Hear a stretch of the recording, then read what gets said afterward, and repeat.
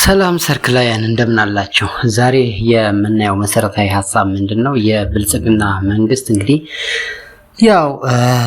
የይስሙላ ምርጫውን አከናውኖ በቀጣይ 5 ዓመታት መንግስት ሆኖ ይቀጥላል። እንግዲህ መንግስት ሆኖ ሲቀጥል በግልጽም ይሁን በስውር የሚያከናውናቸው መሰረታዊ ተግባራት ምንድናቸው የሚለውን በዋናነት ትኩረት አድርገን እናያለን ማለት ነው። በተለይ ድብቅ አጀንዳዎቹ ምንድናቸው የሚለው ላይ ሰፋ አድርገን እናያለን። ከላይ የሚታወቁ ቢሆንም ከስራ መሰረታቸው ግን ምን ይመስላል የሚለውን በጥልቀት ለማየት እንሞክራለን። እንግዲህ የብልጽግና መንግስት ለሱ አንገብጋቢና ዋነኛ መሰረታዊ ነገር ብሎ የሚያስበው ምንድነው? ስልጣንን ነው በዋናነት። ነገር ግን ያንን ስልጣኑን ለመጠቀም ደግሞ የግዴታ ሀገር ስለምታስፈልገው ያችን ነገር ያፈራረሰ የሚሆን እንዴትም አድርጎ ስልጣን የሚያራዝምበትን መንገድ ለመጠቀም ይሞክራል ማለት ነው። በዚህ የስልጣን ዘመኑ እንደ መሪ እንደ ፓርቲ ወይም እንደ መንግስት ምን ነገሮችን ያከናውናል የቀጣዮችን 5 ዓመታት የሚለውን ለማየት እንሞክር። እንግዲህ የብልጽግና ፓርቲ በሰባተኛው ጠቅላላ ምርጫ ማግስት በይፋ ካስቀመጣቸው የልማትና የፖለቲካ ግቦቹ ባሻገር መንግስት ለቀጣዮቹ 5 ዓመታት ስልጣኑን ለማጠናከርና መዋቅራዊ ለውጦችን ለማምጣት ይከተላቸዋል ተብለው በፖለቲካ ተንታኞችና በውስጥ ምንጮች የሚገለጹ ስትራቴጂካዊና ድብቅ እቅዶች ምን ይመስላሉ የሚለውን በዋናነት በሶስት አይነት መንገድ ልናያቸው እንችላለን። የመጀመሪያው እንግዲህ የፖለቲካ መዋቅርና የህገ መንግስት ማሻሻያ ስትራቴጂ የሚለው ይሆናል ማለት ነው። እንደ ሁለተኛ ጉዳይ የምናነሳው ደግሞ የተቃውሞ ወይም ደግሞ በባላንጣነት የተሰለፉ አካላትን ማለትም በፖለቲካ ደረጃ ወይም በሰላማዊ ትግል ደረጃ የተቃውሞ ምህዳሩና የሲቪክ ማህበራትን መልክ ማስያዝ ነው። ይሄ መልክ ማስያዝ የሚለው ነገር ምንድነው የሚለውን ሰፋ አድርገን ለማየት እንሞክራለን። በሌላ በኩል እንደ ሶስተኛ አድርገን የምናየው ደግሞ ሀገሪቱ በነውጥ እየታመሰች የምትገኝበት ሁኔታ ነው ያለው። የታጠቁ አካላት አሉ። እነዚህን የታጠቁ አካላት ወይም ደግሞ የትጥቅ ትግል የሚካሄድባቸውን አካባቢዎች ትግል የሚያካሄዱ አካላትን ኃይሎችን ሙሉ ለሙሉ ማክሸፍ የሚለው በዋናነት የሚከተለው ስትራቴጂ ነው ማለት ነው። ምናልባት እንግዲህ ይህንን ስናነሳ ማለት እንደ ርዕስ ከዝርዝር ነው አንጻር ምን አዲስ ነገር አለ የሚል ጥያቄ ሊያስነሳ ይችል ይሆናል። እንግዲህ ገዢው ፓርቲ ከምርጫው ማግስት በይፋዊ መግለጫዎቹ ላይ በግልጽ ባያሰፍረውም በሀገሪቱ የረጅም ጊዜ አለመረጋጋትን ፈጥረዋል ያላቸውን ህገ መንግስታዊ ድንጋጌዎች ለማሻሻል ድብቅ ዝግጅት እያደረገ መሆኑን ይናገራል። እንግዲህ ማለት አይኑን ገልጾ ላየ ምንም እንኳን በስተጀርባ ቢያደርጋቸውም መረዳት የሚቻል ይመስለኛል። የመጀመሪያው የወሰንና የማንነት ጥያቄዎችን ማቅረብ መፍትሄ መስጠት እንደ ዋነኛ አጀንዳው አድርጎ ሲንቀሳቀስ የነበረበት ጉዳይ ነው። እንግዲህ በብሔር ላይ የተመሰረተውን የክልሉን አደረጃጀቶችን ወደ መልክዓ ምድራዊና ኢኮኖሚያዊ ትስስር ማዕቀፍ ማሸጋገር በብልጽግና ቤት እየተውጠነጠነ ያለ ጉዳይ። ምክንያቱም ስልጣኑን ማስቀጠል የሚችለው ኦሮሚያ እንደ ኦሮሚያ ቀጥላ፣ አማራ እንደ አማራ ቀጥሎ ወይም ደግሞ ሌላው እንደ ሌላው ቀጥሎ ሳይሆን አፈራርሶ እነዚህን ወደ ትናንሽና ጥቃቅን ክልሎች በመቀየር እንደሆነ አስቦበታል ማለት ነው። ይሄ ነገር ምንም እንኳን የረፈደበትና በተለይ እሱ ከብሔርተኝነት ሳይወጣ ብሔርተኝነት የሚጸየፍበት መንገድ በኢትዮጵያውያን ዘንድ የተገዛ ሀሳብ አይደለም። ስለዚህ ይህ ምን ያህል ይሳካል የሚለውን ትላንት እንዳነሳ ነው በወረቀት ላይ ተግባራዊ ሊያደርገው ይችላል። ሆኖ የመሬት ባለቤትነት ህግ ማሻሻያዎችን በማድረግ እንግዲህ ተግቶ እየሰራ እንደሆነ በተለያየ አጋጣሚ ታየ ነው። የከተማና የገጠር መሬት የግል ባለቤትነት መብትን በከፊልም ቢሆን የሚፈቅዱ አዳዲስ ድንጋጌዎችን በማስተዋወቅ የውጭና የሀገር ውስጥ ገበያን ማነቃቃት አንዱ ፖሊሲው እንደሆነ የተመላከተ ጉዳይ ነው። እንግዲህ የፌደራል መንግስቱን ማዕከላዊ ስልጣን ማጠናከር ሌላኛው ጉዳይ ሲሆን የክልሎችን የጸጥታ መዋቅር ሙሉ በሙሉ በፌደራል ስር የማጠቃለል ስራን ማጠናቀቅ መሰረታዊ ጉዳይ እንደሆነ አስቦበታል። እንግዲህ ጎን ለጎን የፕሬዚዳንሻል ስርዓቱን እየዘጋ የሚሄድበት መንገድ እንዳለ ሆኖ ማለት ነው። እንግዲህ የተቃውሞ ምህዳሩና የሲቪክ ማህበራትን መልክ ማስያዝ ስንል እንደ ሁለተኛ ጉዳይ ያነሳ ነው አለ። እንግዲህ በሰባተኛው ሀገራዊ ምርጫ ማግስት የፓርቲው ዋነኛ ስልት የይስሙላ ተቃዋሚዎችን ከማብዛት ይልቅ ስርዓቱን የማይፈታተኑና አብረው ለመስራት ፈቃደኛ የሆኑ የታማኝ ተቃዋሚዎችን ወይም ሎያል ኦፖዚሽን የሚባሉትን አካላት በማምጣት ከነሱ ጋር ጥምረት መፍጠርን ዋነኛ መርሁ እንዳደረገ በውስጥ ሲሄዱበት የነበረው ርቀት አመላካች ነው ማለት ነው። እንግዲህ የሲቪክ ማህበራትና ስትራቴጂካዊ ቁጥጥር ማድረግ በእነሱ ላይ በጣም መሰረታዊ ሀሳቡ እንደሆነ መሰረታዊ ስራው እንደሆነ በተለያየ አጋጣሚ አይተናል። እንግዲህ በምርጫ ሂደት የታየውን የአገር በቀል ታዛቢዎች ሚና ወደ ልማትና ሰላም ግንባታ በማዞር እንግዲህ መንግስታዊ ያልሆኑ ድርጅቶችን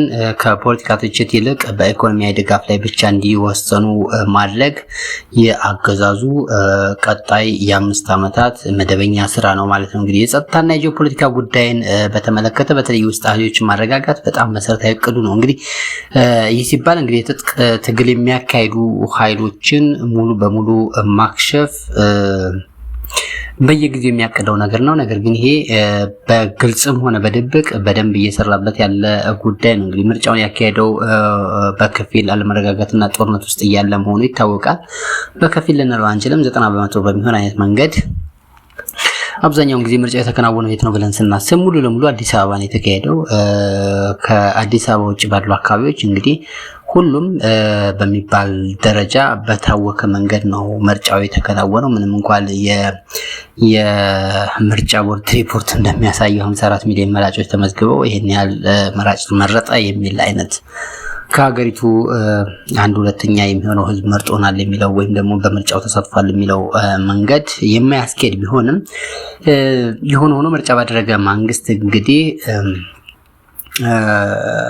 የተገኘውን የህዝብ ውክልና እንደ ትልቅ የፖለቲካ ካፒታል በመጠቀም ወታደራዊ እርምጃዎችን የማጠናከር እቅድ ሰንቆ እየተንቀሳቀሰ ይገኛል። ለዚህም ደግሞ ማሳያው ሰሞንኛው ከህወሓት ጋር እያደረገ ያለው ነገር ነው። እንግዲህ ለሁለተኛ ጊዜ በትግራይ ጥቃት መፈጸሙ በዛሬው ዕለት እየተነገረ ይገኛል። በተለይ ሱዳን አቅራቢያ የሚገኘው የህወሓት ካምፕን የተባለው ቦታ ላይ የደረሰው ጥቃት በበርካታ ሚዲያዎች ጭምር ዘገባ እየተሰራበት ይገኛል። በህወሓት በኩልም ሆነ በመንግስት በኩል የተባለ ነገር ባይኖርም ነገር ግን ከብልጽግና መንግስት ውጪ ይህን የድሮን ጥቃት ማንም ሊፈጽመው እንደማይችል ይታወቃል። በምርጫ ማግስት እንግዲህ ጦርነት እያካሄደ የሚገኝ ብቸኛ የዓለማችን መንግስት ነው ማለት የሚቻል ይመስለኛል።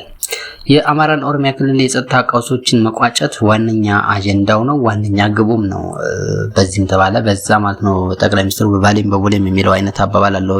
በተለይ የቀይ ባህርን ጉዳይ በተመለከተ ማለት ነው። የሆነ ሆኖ በባሌም በቦሌም ብሎ እንግዲህ በፋኖና በኦነግ ሸኔ መካከል ጥምረት እንዳይፈጠር፣ በህወሓትና በሌሎች አጋር አካላት ጋር ጥምረት እንዳይፈጠር የሀገር ውስጥ ተቃውሞችን በአጠቃላይ ለማክሸፍ ከፍተኛ ስራ እየሰራ እንደሚቀጥል የተለያዩ እቅዶችንና ንድፎችን በማዘጋጀት እየሰራ እንደሚገኝ ይታወቃል።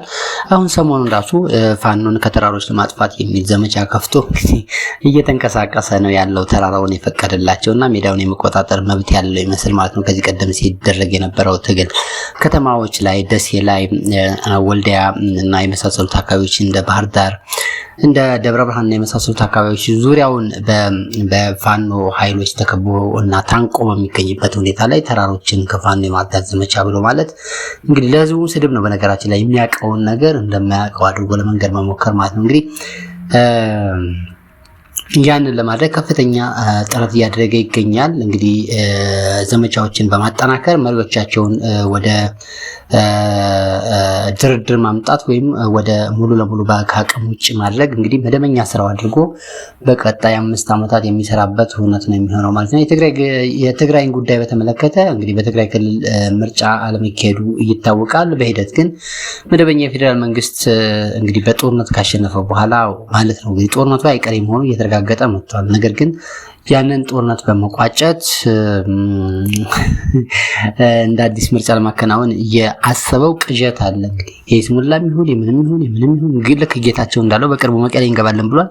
በዛ መንገድ ታይታዎችን በመፈጸም እንግዲህ የፌዴራል መንግስቱ አካል ለማድረግ የሚሰራበትን መንገድ እየነደፈና በድብቅም ይሁን ወይም በስውርም ይሁን በግልጽ እየተንቀሳቀሰ እንደሚገኝ ዓለም አቀፍ ተቋማት ጭምር ያረጋገጡት ሀቅ ነው ማለት ነው። እንግዲህ የቀይ ባህርን ጉዳይ በተመለከተ ከሰሞኑም መንግስት እንዳዲስ በተለየ የባህር በርን ጉዳይ እንዳዲስ እያንቀሳቀሰው ይገኛል።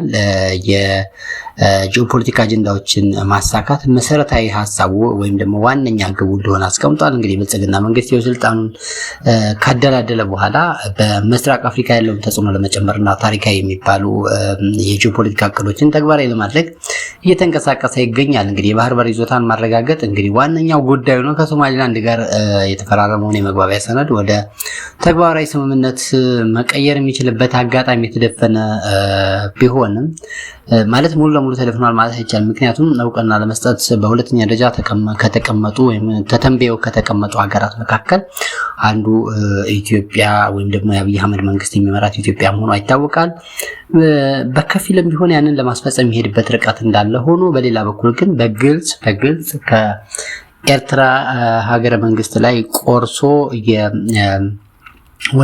የወደብ ባለቤትነትን ለማረጋገጥ እንደሚጥር እንግዲህ በግልጽ ያስቀመጠው ጉዳይ ነው። እንግዲህ ዲፕሎማሲያዊ ጫናዎችን ለመቋቋም ከፍተኛ ስራዎችን ለመስራት እንግዲህ አቅዶ እየተንቀሳቀሰ እንደሆነ በተግባር የሚያየንበት ነገር አለ። በተለይ ሰሞኑን የጂ7ን ፖለቲካዊ ክሽፈት ወይም ደግሞ በጂ7 አለመሳተፉና ጂ7 ላይ በተለይ ትራምፕና አልሲሲ ተገናኝተው የፈጸሙትን አጋርነት በተመለከተ ወይም ደግሞ በኢትዮጵያ ላይ የደረሰውን የጂኦፖለቲካዊ ጥቃት ብለው ብሔራዊ ጥቅም ማበሳቆል ብለው ትራምፕ ያደረሰው የቃላት ልውውጥ አለና በአጠቃላይ ግን ትራምፕና አልሲሲ መታያቻቸው ራሱ ለኢትዮጵያ እንደ ዲፕሎማሲያዊ ውርደትም ጭምር ስለሆነ ማለት ነው። ወይም ደግሞ የተነሳው ሀሳብ ትራምፕና ማለት አሜሪካና ግብጽ ግንኙነት አላቸው ማለት ለኢትዮጵያ የሚሰጠው አንድምታ አለና ከዛ አንጻር የደረሰበትን ክሽፈት ለማስተካከል የሄደበት ርቀት ራሱ የሚያሳብቀው በርካታ ነገር አለ። ከሰሞኑ የሰራነው ስራ አለ። እሱን በተመለከተ ከ3 ቀን ነው ከ2 ቀን በፊት የኢትዮጵያ ዲፕሎማሲያዊ ክስተት ምን ይመስላል የሚለውን እንግዲህ ሁሌ ክሽፈት ማንሳት ፈልገን ሳይሆን አጠቃላይ ግን መሬት ላይ ያለው እውነታ ምን ይመስላል የሚለውን ለማንሳት ሞክረናልና ያንንም ለማካካስ እንግዲህ በተለይ በቀጣይ ከአፍሪካ ህብረትና ከብሪክስ አባል ሀገራት ጋር ያለውን ስትራቴጂካዊ ጥምረት በማጠናከር የገንዘብና የፖለቲካ ድጋፍ ለማሰባሰብ እንግዲህ ከፍተኛ እቅድ ይዞ እየሰራ የሚገኝበት ሁኔታ አለ። ሌላኛው እንግዲህ በሀገሪቱ ከፍተኛ ቀውስ እያስከተለ ያለው የማክሮ ኢኮኖሚ ሪፎርም ወይም ደግሞ ማህበራዊ ቁጥጥር ስትራቴጂን የተመለከተ ነው። ምክንያቱም በተለይ በዋጋ ግሽበት የነፃ ገበያ መዋቅርና የሀብት ክፍፍል ሽግ እንግዲህ በሀገሪቱ ላይ እየፈጠረ ያለው ነገር ይታወቃል። መንግስት የ7ኛውን ጠቅላላ ምርጫ ማኒፌስቶ የስንዴ ነዶ ምልክት በማድረግ እንዲህ ይፋ ማድረጉ ዋናው ትኩረቱ ወደ ማክሮ ኢኮኖሚ ሪፎርም መዞሩን የሚያሳይ ነው ማለት ይቻላል። ይሄ ማጠቃለል ይቻላል። በነገራችን ላይ ማለትም ስንዴን በተመለከተ የያዘው አቋም ይታወቃል። መንግስት የኢኮኖሚ አውታሮች ናቸው ከሚላቸው መስኮች ውስጥ አንዱ እንግዲህ ስንዴ ነው። የልማት እቅድ አድርጎ የሚያስበው ደግሞ ያው የኮሪደር ልማት እንደሆነ ይታወቃል። እንግዲህ የኢኮኖሚ ሊበራላይዜሽን ማፋጠን የሚለው እንደ ቴሌኮምና ባንክ፣ አቪዬሽን ያሉ ትልልቅ የመንግስት የልማት ድርጅቶችን በከፊልም ይሁን ሙሉ ለሙሉ ወደ ግል ይዞታነት ማዛወር፣ የውጭ ኢንቨስተሮችን በመሳብ በዛ ውስጥ እንዲሳተፉ ማድረግ እንግዲህ ዋነኛ እቅዱ ነው። የውጭ ምንዛሪን ተመን በቁጥጥር ስር ለማድረግ ወይም ደግሞ ቁጥጥሩን ለማላላት ከዓለም አቀፉ የገንዘብ ተቋም እንግዲህ አይኤምኤፍ እና ከዓለም ባንክ ጋር የጀመሩትን የኢኮኖሚ ማሻሻያ በመግፋት የብርን ዋጋ በገበያ እንዲወሰን ማድረግ የውጭ መዋዕለ ንዋይን መሳብ አንደኛው ስትራቴጂው ነው ማለት ነው። በቀጣይ 5 ዓመት በትኩረት የሚሰራበት መሰረታዊ ሀሳብ ነው እና ደግሞ አዳዲስ የከተማ ልማት ፕሮጀክቶችን ማስፋፋት ለምሳሌ እንደ የአዲስ አበባ የኮሪደር ልማት ሞዴል ወደ ሌሎች ትልልቅ ከተሞች በመውሰድ እንግዲህ የመሬት እሴትን ማሳደግና አዳዲስ የሀብት መደቦችን መፍጠር እንግዲህ የብልጽግና እቅድ ነው እየፈጠረም ይገኛል። በነገራችን ላይ ባለፉት 8 ዓመታት ውስጥ የኢትዮጵያ ሕዝብ ማያውቃቸው አዳዲስ ባለሀብቶች የተፈጠሩ ይገኛሉ። አዲስ አይነት የፖለቲካ ሀሳብ እየተፈጠረ ይገኛል። እንዲሁም ደግሞ በተለይ አሁን ላይ እንደሚታወቀው ፕሮቴስታንት ቨርስ ፖለቲክስ ስለሆነ ማለት የፖለቲካ መዋቅሩን የተቆጣጠሩት ፕሮቴስታንት የሆኑና አካላት ስለሆኑ እነሱ አዳዲስ ኤሊትን እየፈጠሩ የሚገኙበት ነባራዊ ሁኔታ ነው ያለው። እንግዲህ አዳዲስ ሀብታሞችን ለማፍጠር ወይም ኤሊቶችን ለመፍጠር በከፍተኛ ደረጃ እየሰራ የሚገኝበት ሁኔታ አለ። በተለይ የመደመር ትውልድና የማህበራዊ መዋቅርን ምህንድስናን በተመለከተም ይሄ የዲጂታል ዓለም የሚለውን ለማስረጽ እንግዲህ ከፍተኛ ስራ እየሰራ ይገኛል። ረጅም እድሜ ያለውን የፖለቲካ የበላይነት ለመፍጠር ብልጽግና በባህል በትምህርትና በማህበራዊ መስተጋብሮች ላይ የርዕዮተ ዓለም ቁጥጥር ለማሳደር እንግዲህ ከፍተኛ እቅድ ይዞ እየሰራ የሚገኝበት ሁኔታ ነው ያለው። ማሳያዎችን በነገራችን ላይ በቀጣይ እናነሳቸዋለን። በጣም በርካታ ማሳያዎችን ስላሉ በዚህ ዘርፍ የትምህርት ስርዓቱን መቅረጽ እንግዲህ የሀገሪቱን የትምህርት ስርዓት ከብሔር ፖለቲካ ይልቅ በመደመር ፍልስፍናና ሀገራዊ አንድነት ላይ ተረካዎችን ተመስርቶ በድጋሚ ማዋቀር የብልጽግና እቅድ ነው። ግን ይሄ እንቱፉንቱ ሆኖ የቀረ ጉዳይ ነው። እንግዲህ የትምህርት ጥራት ሲባል የ12ኛ ክፍል ተማሪዎችን በመጣል ወደ ጦርነት በማገድ መደበኛ ስራው አድርጎ እየቀጠለ መንግስት በቀጣይ 5 ዓመታት እንዲህ አይነት እቅድ ይዞ መንቀሳቀሱ ምን ያህል አዋጭ ይሆንለታል የሚለው ሌላ ጥያቄ ቢሆንም ነገር ግን በዋናነት እነዚህን መንገዶች እየተከተለ መሆኑ ውስጥ አዋቂዎች ያረጋገጡት ሀቅ ነው ማለት ነው። እንግዲህ የሚዲያና ዲጂታል ምህዳሩን በተመለከተ ከፊል እንዳልሳውት እንግዲህ ማህበራዊ ሚዲያዎችንና ዲጂታል መድረኮችን በመፍጠር በቴክኖሎጂ በመቆጣጠር የመንግስትን የልማት ትረካዎች እንግዲህ ዴቨሎፕመንታል ናሬቲቭን የበላይነት ወይም የበላይ በማድረግና የተቃውሞ ድምጾችን ለማዳከም ከፍተኛ ጥረት እያደረገ ይገኛል። ይህም እንግዲህ እንደምናየው የተለያዩ ቲክቶከሮችን ጋብዞ ለራሱ ፖለቲካዊ ዓላማ ማራመጃ ያደረገበትን ርቀት መረዳት ይቻላል። እንግዲህ በአጠቃላይ እነዚህ የብልጽግና መንግስት የ7ኛው ምርጫ መንግስት ስትራቴጂዎችና ሀገሪቱን ካለችበት የውስጥ ቀውስ አውጥቶ ወደ ማዕከላዊና ጠንካራ የካፒታሊስት የልማት መንግስት ወይም ደግሞ ዴቨሎፕመንታል ስቴትስ ለመቀየር እንግዲህ ያለውን ይፋም ሆነ ድብቅ ግቦች መታዘብ ይቻላል ማለት ነው። ሰርክላያን ስለተከታተላችሁ እናመሰግናለን። ገጻችን ላይክ፣ ሼር እና ሰብስክራይብ በማድረግ አብራችሁን ሆኑ እንላለን። እናመሰግናለን።